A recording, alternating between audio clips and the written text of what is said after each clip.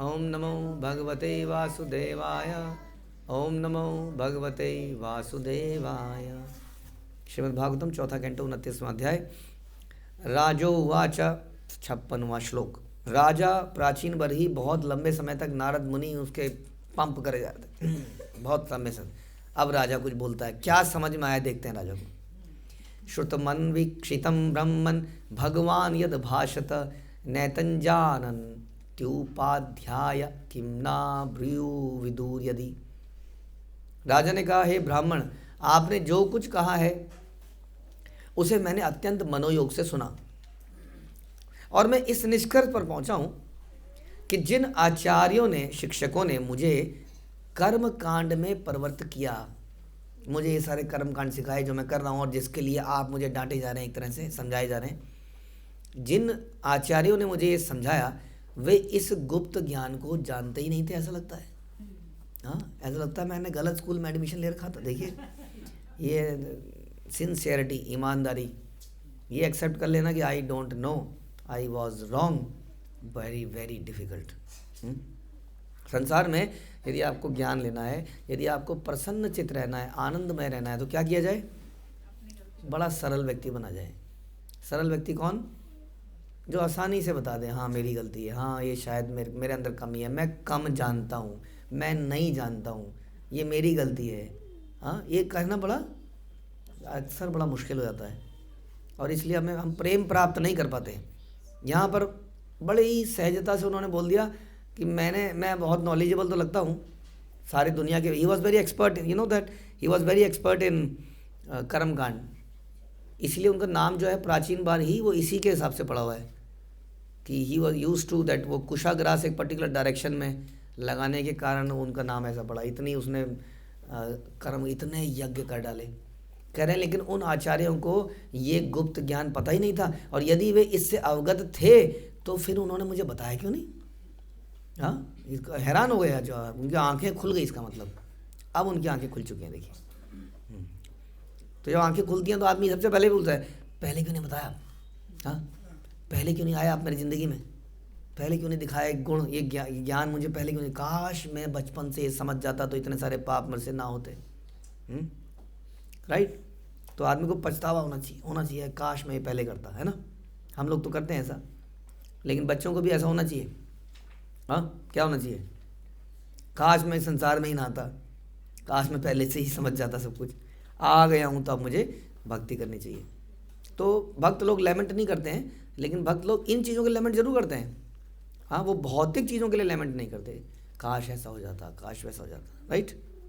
वास्तव में समाज के तथाकथित शिक्षक या नेता जीवन के उद्देश्य को ठीक से नहीं जानते। देखिए, बड़ा इंपॉर्टेंट है ये कि जो गुरु है, गुरु का मतलब ही भारी है, वो भारी पड़ता है हमारे ऊपर, नहीं अक्सर, क्योंकि वो जो नॉलेज दी है, प्राचीन बरहिसत के साथ कैसा सलूक किया जा रहा है, कुछ समय से पीटा जा रहा है, ज़बरदस्त पीटा जा रहा है। पहले तो एक कहानी सुनाई, चलो ठीक है, किसी और का नाम लेके कहानी सुना दी, बाद में बोला तुम थे वो, पता है तुम्हें? ये भी बता दिया कि वो तुम ही थे जिसके बारे में बता रहे हैं। अगर कोई डाउट ना रह जाए तुम्हारे मन में, सब कुछ क्लियर कर दिया और बहुत बुरी तरह से। और इसी तरीके से किसी ने किसी के साथ किया था, बताइए, उसकी आंखें खोलने के लिए इसी प्रकार से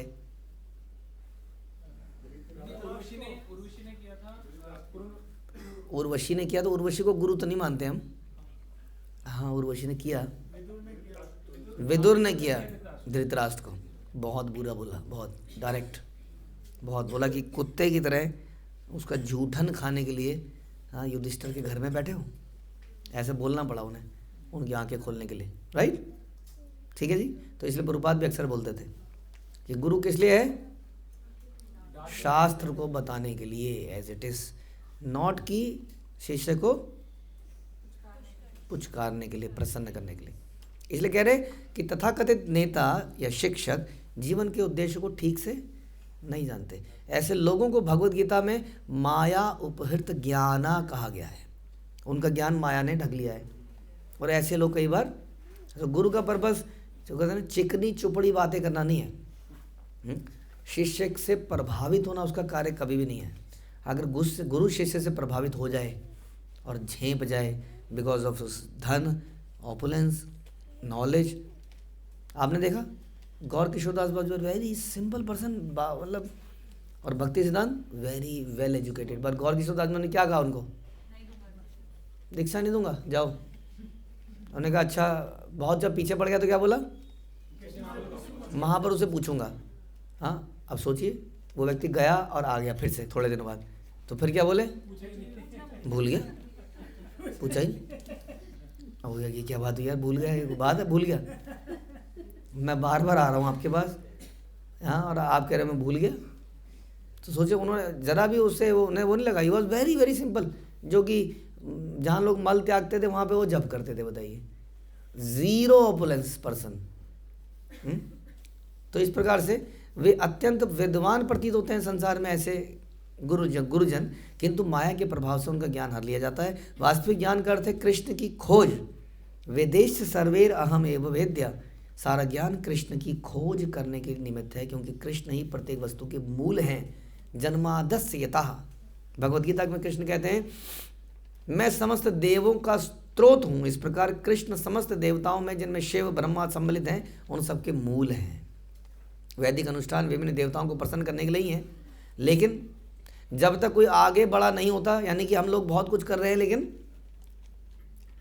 वेदेश से सर्वेर अहम एव वेद्य, हमने बहुत कुछ पढ़ लिया, हाँ, हम एक प्रकार से दीक्षित होना मतलब जस्ट एक प्रमाणिक शिष्य हो गए, राइट।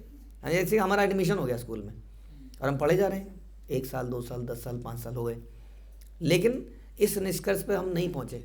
क्या कृष्ण बाप कह रहे हैं प्रभु जी वो तो पहुँच गए, कब के पहुँच गए, वो तो उन्होंने पेपर भी दिया था वहाँ पर, गीता उसका IDC, और उसके बाद बहुत सारे टेस्ट इंटरव्यू, उन सब में क्लियर भगवान का ऑल्टर भी है करना है, भोग भी लगाते हैं, लेकिन वो हृदय में उतारना पड़ेगा। क्या कि वेद, सारे संसार का ज्ञान वेद हैं, और वेद किस लिए हैं, कृष्ण को जानने के लिए हैं। गोविंदम आदि पुरुषम तम हम भजामि। नारद के उपदेशों से राजा को चेत हुआ कि जीवन का वास्तविक उद्देश्य क्या है, भगवान की भक्ति प्राप्त करना, बस ये अब इसके अंदर जागृत। तो ये उद्देश्य पे अगर हम नहीं पहुँचे और हमारा एडमिशन हुए 2 साल 5 साल 10 साल हो गए, सो बेकार है। मतलब अगर कोई 10वीं में 5 साल से है तो आप कहेंगे कि बहुत बढ़िया व्यक्ति है, बढ़िया है ना, 5 साल से 10वीं कर रहा है, नहीं, फेल हो रहा है। उसी तरीके से हमें सोचना पड़ेगा कि आज इस राजा को क्लियर हो गया कि जीवन का उद्देश्य भक्ति ही है, अतः राजा ने तथाकथित पुरोहिती कर्म को समाप्त करने का निश्चय किया। छोड़ दो ये पुरोहिती, छोड़ दो ये व्हाटएवर, छोड़ दिया उसने। आज सर्वधर्मान परित्यज, धर्म को भी परित्यज। फिर लोक रीति की तो बात ही क्या करें, कुछ लोग क्या कहते हैं उसको, होता है ना लोग संसार में, something few things need to be done like this like this, वो तो कह रहे सर्वधर्मान, धर्म के नाम पर भी अगर कुछ होता है तो उसको भी आप त्याग दीजिए। तो राजा ने क्या किया, तथाकथित ये कर्मों को समाप्त करने का निश्चय कर लिया। ही वॉज अ किंग, सोचिए किंग से कितने लोगों का मिलना जुलना होता होगा, नहीं, और जो व्यक्ति इतना यज्ञ करता होगा तो यज्ञ में कितने लोग आते होंगे, और कितने तो वेंडर होंगे उसके यज्ञ का सामान देने वाले। सोचिए ऐसे यज्ञ थोड़े होते थे हमारे जैसे, उस यज्ञ में लाखों करोड़ों रुपये लग जाता था। कितने वेंडर होंगे, कुशाग्रास ला रहा है, कोई लकड़ी ला रहा है, कोई जानवर ला रहा है। तो सारे काम उन्होंने छोड़ दिए, और जीवन के उद्देश्य के विषय में कोई शिक्षा ना दी जाकर अनुयायियों को केवल अनुष्ठानों में व्यस्त रखा जाता है, क्योंकि इन सब कार्यों में क्या किया जाता है, जीवन की शिक्षा नहीं देते हैं। What is the purpose of life, busy रखा जाता है बस, ये कर लो, ये कर लो, ये डाल लो, ये वाला अनुष्ठान कर लो, यहाँ पे इतने चक्कर मार लो, ये कर लो, वहाँ पे चले जाओ, यहाँ चले जाओ, वट संसार। तो ये तो अब जो कर्मियों की बात तो करेंगे क्या, कर्मी तो ये भी नहीं मानते, कर्मी लोग भी बिजी रहते हैं पार्टीज़ में, लाइफ में, बहुत सारी चीज़ों में। ये तो कह रहे हैं जो पूजा पाठ कर्म कांडों में भी व्यक्ति लगा है, यदि लगा है तो वो भी कह रहे हैं जीवन के उद्देश्य की शिक्षा नहीं दे रहे उसमें, कह रहे हैं बेकार है, ये भी यूजलेस है। हाँ, इस समय गिरजाघरों में, मंदिरों में तथा मस्जिदों के प्रति लोग आकृष्ट नहीं होते, क्योंकि मूर्ख पुरोहित अपने अनुयायियों को ज्ञान प्रदान नहीं कर रहे हैं। हाँ, कुछ लोग फिर भी मूर्ख बन के वहाँ जाते हैं। जीवन उद्देश्य से अपरिचित होने के कारण वे भीड़ को अंधकार में रखते हैं। और अभी जैसे कि नया साल आएगा तो लोगों को पता नहीं, फिर भी कोई इस बात को उजागर नहीं करेगा कि what is new in this new year. हाँ, व्हाट विल बी, क्या बदल जाएगा बताइए, क्या बदल जाएगा? लेकिन कुछ ऐसे पूजा अनुष्ठान लोग करवाते हैं, I know, you know it, और ऐसा लोगों के दिमाग में है कि जो पहले साल करेगा वो पूरे साल करेगा। पहले साल अगर कुछ अच्छा हो गया पहले दिन तो पूरे साल अच्छा होगा, इस वहम से। और कई सारे लोग इसको और बढ़ावा देते हैं, कई सारे लोग पार्टी करते हैं कि पूरे साल पार्टी करेंगे क्योंकि पहले दिन पार्टी करेंगे तो कुछ वटेवर, जो भी बहुत सारी चीज़ें होती हैं। और ये लोग अंधेरे में ही रखते हैं और अनुष्ठान और करवा देते हैं, यज्ञ और करवा देते हैं, हाँ ये करना चाहिए, पहली तारीख है। तो ये तो जस्ट एन एग्जाम्पल है। तो ये तो इसका तो वैदिक कहीं लिखा भी नहीं है, वैसे तो उसके हिसाब से भी नया साल नहीं है एनीवे, हाँ, और लिखा भी नहीं है कहीं पर। यहाँ तो बता रहे हैं कि अगर कोई वैदिक यज्ञ भी हैं तो उसको भी त्याग देना चाहिए, ऐसा प्राचीन बरी को समझ में आया। वो ये न्यू ईयर मनाने वाला व्यक्ति नहीं है, ये वेद फॉलो करने वाला व्यक्ति है। इसने ये समझा कि इन सबको छोड़ देना चाहिए, बेकार है। कह रहे हैं क्योंकि उन्हें इस ज्ञान से कुछ प्राप्त नहीं हो पाता, अतः समस्त श्रेणी के लोगों को प्रकाशित करने के लिए यह कृष्ण भावनामृत आंदोलन अत्यंत महत्वपूर्ण है। महाराज प्राचीन बरही के पद चिन्हों का अनुसरण करते हुए प्रत्येक व्यक्ति को चाहिए कि कृष्ण भावनामृत आंदोलन का लाभ उठाए और अनेक धर्मों के वेश में चलने वाले रूढ़ अनुष्ठानों का परित्याग कर दे परित्याग करे। देखिए जी, दो नाव में पैर रख के हम कहीं पहुंच नहीं पाएंगे, समझना पड़ेगा। हम लोग कई बार धर्म को इस तरह से, शास्त्र को इस तरह से अगर आगे रखते हैं, जैसे बच्चे को दवाई देते हैं तो हम बच्चे को दवाई केले के अंदर डाल के दे सकते हैं, हाँ, बट आखिर कब तक, कभी तो उसको बड़ा होना पड़ेगा, राइट। तो ये हमें पता होना चाहिए कि हो सकता है कई बार बहुत ही ऐसा बोल दिया जाए, हाँ चलिए आप ये भी कर लीजिए। ये चैप्टर थोड़ा सा हार्ड है एक्चुअली में, हाँ, फॉर गृहस्थास and for all of us, क्योंकि बड़ा डायरेक्ट बातचीत हुई है दोनों की, इसलिए बड़ा डायरेक्ट इसके निष्कर्ष भी निकल रहे हैं जो कि बड़े हार्ड लगते हैं, क्योंकि बातें ही ऐसी लिखी हैं इसमें। लेकिन वास्तव में क्या है, ये इसमें बता रहे हैं कि इधर उधर की क्या कहते हैं वो, बीटिंग अराउंड द बुश, उससे कोई लाभ नहीं होगा, लोगों को मूर्ख बनाया जा रहा है। हाँ चलो कोई बात नहीं, इससे भी काम चल जाएगा, चलो ऐसा भी कर लो। देखिए प्रारंभ में ऐसा बोला जा सकता है कि ऐसा कर लो, है ना, ऐसा कर लो, लेकिन अल्टीमेटली ये चीटिंग है अगर ठीक बात ना बताई जाए तो। और सही बात वो है जो इसलिए कहते हैं शास्त्रों को पढ़िए। कई बार हो सकता है बताने वाले को थोड़ा झेप भी आ रही हो कि क्या बताऊँ मैं। वो पिछले चैप्टर में, पिछले श्लोक में प्रभुपाद कह रहे थे घर छोड़ दो, और वो उसमें लिखा था, नारद जी कह रहे थे उनको घर कब छोड़ोगे, हाँ। तो थोड़ा सा इम्बैलेंसिंग सिचुएशन भी हो जाती है, क्या बोलें और लोग सुनने वाला क्या समझेगा इसको। अपने लिए हम पूछ सकते हैं कि how it is applicable for me, how can I do this practically. यहाँ पे कुछ सुपरफिशियल बातें नहीं करी जा रही हैं, इट्स ऑल प्रैक्टिकल। हम डिस्कस कर सकते हैं कि मैं इसको कैसे कर सकता हूँ, मेरे जीवन में इसका क्या मतलब है। We can discuss that because लोग ऐसा कर रहे हैं, करते हैं, और कैसे वो बाकी जिम्मेदारी, और जनरली वो बाकी जिम्मेदारी मेरी जिम्मेदारी के चक्कर में डाइल्यूट भी हो जाता है कई बार रियल मैसेज जो कि यहाँ पे दिया जा रहा है। इसलिए कह रहे हैं कि ऐसे सारे अनुष्ठानों का परित्याग कर दो। प्रारंभ से ही गोस्वामी लोग उन पुरोहितों से भिन्न थे जो केवल अनुष्ठानों में लगे थे। श्रील सनातन गोस्वामी ने वैष्णवों के मार्गदर्शन के लिए हरि भक्ति विलास का संग्रह किया। वैष्णव लोग पुरोहितों के निर्जीव कार्यों की परवाह न करके पूर्णतः कृष्ण भक्ति करते हैं और इसी में जीवन बिताते हैं, पूर्ण बनते हैं। ठीक है, पुरोहितों के निर्जीव कार्य बोल रहे हैं, उनमें कुछ जान नहीं है, ऐसे कर्म कांडों में जान नहीं है। तो सब बार बार मैं आपको ये बता रहा हूँ कि जब कर्म कांडों में जान नहीं है तो फिर कर्मी कार्यों में तो क्या ही बताएं। कर्मी कार्य समझते हैं व्हाट इज द डिफरेंस। कर्मी कार्य हो गए जो संसार में इंद्रिय तृप्ति के लिए करे जाते हैं, लेकिन वेदों में, उसमें वेदों एक तरह से वो विकर्म है, एक तरह से विकर्म काम। कर्मी काम विकर्म काम कह सकते हैं, क्योंकि कोई भी वेदों को पुराणों को देख के कोई काम नहीं करता है खुशी मनाना, जश्न मनाना, और कुछ लोग वेदों के अनुसार जश्न मनाते हैं, यही डिफरेंस है बस, समझ में आया। तो जो वेदों के अनुसार जश्न मनाते हैं, आनंद करते हैं, उसको क्या कहते हैं, हम उस कर्म को सकाम कर्म कहते हैं उसको।